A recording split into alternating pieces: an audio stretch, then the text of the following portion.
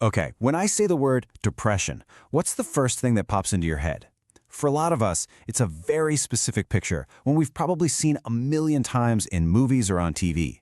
But here's the thing, the reality of depression often looks nothing like that, which brings us to a really important question. Yeah, what does it actually look like? It's such a crucial question, because the classic signs we all think we know, that's only part of the story.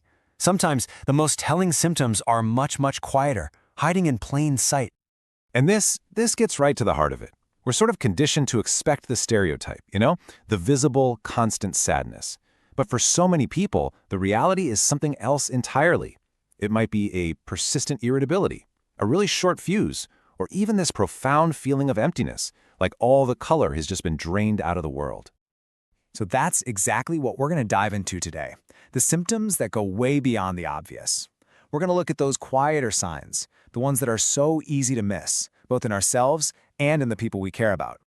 And it's really crucial to understand we're not trying to throw out the classic symptoms, not at all. We're just adding more layers to the picture. Because sometimes depression isn't the presence of sadness, it's the absence of feeling. It's just numbness. All right, so where do we even start looking for these signs? Well, one of the first places is often our daily habits. Our routines, believe it or not, can be huge indicators of what's going on inside, even when we don't have the words to describe it. And that's a really key insight right there. It's not always about some big emotional breakdown or confession. Often, the very first clues are way more subtle. They just show up in how we act, the way we sleep, the way we eat, the way we connect with people. Let's look at some specifics. Take a look at these. We're talking about sleep, right? Is someone suddenly sleeping 12 hours a day? Or are they wide awake at 3 a.m. every single night? What about their appetite? Have they completely lost interest in food? Or are they eating way more than usual? And that last one is a big one. Pulling away from friends, canceling plans over and over.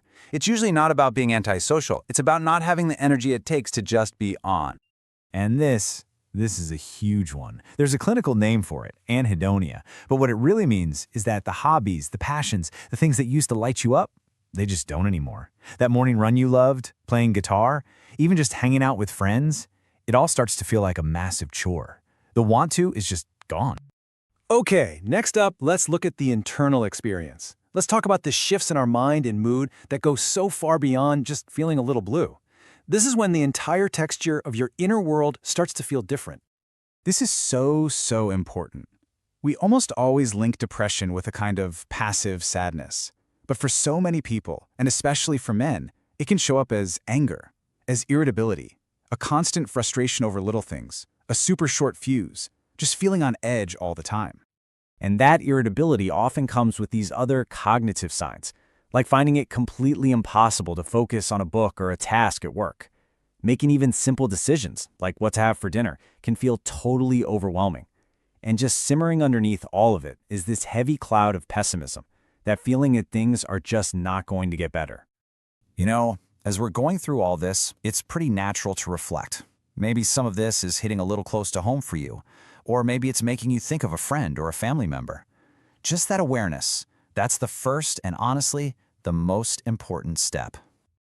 And finally, we have to talk about the physical stuff. It is a huge mistake to think of depression as something that only happens from the neck up. Our minds and our bodies are deeply connected, and often our physical health is telling the story of our mental health. The thing you have to grasp is that emotional pain doesn't just stay neatly packed away in your head. Your brain actually sends stress signals throughout your entire body, and that can lead to some very real, very physical symptoms that can be both confusing and incredibly frustrating. So what does that look like?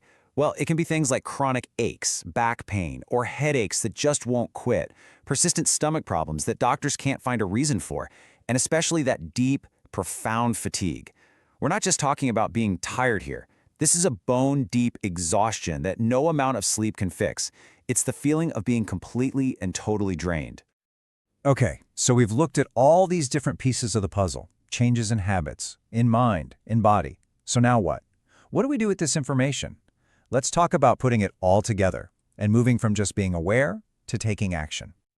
And let me be perfectly clear about this. This is a guide, not a diagnostic tool.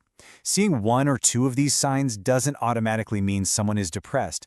The key is to look for patterns. Think of these signs as a reason to just pause, to check in, and to pay a little closer attention. So what does that look like in practice? Well, first, just notice. Are these changes sticking around? Are they persistent? Second, start a conversation. If you're worried about someone, it can be as simple as, "Hey, I've noticed you haven't seemed like yourself lately. Is everything okay?" And third, and this is the most important one, encourage seeking professional help. A doctor or a therapist, they're the ones who can give a real diagnosis and help figure out a plan. And really, that's what it all comes down to, isn't it? Depression rarely shouts. It usually starts with a whisper. It builds slowly. By learning to recognize these subtle signs, these quiet calls for help, we give ourselves and the people around us a chance to get support sooner. It really makes you wonder, could paying attention to these small, quiet signs actually be the thing that makes the biggest difference of all?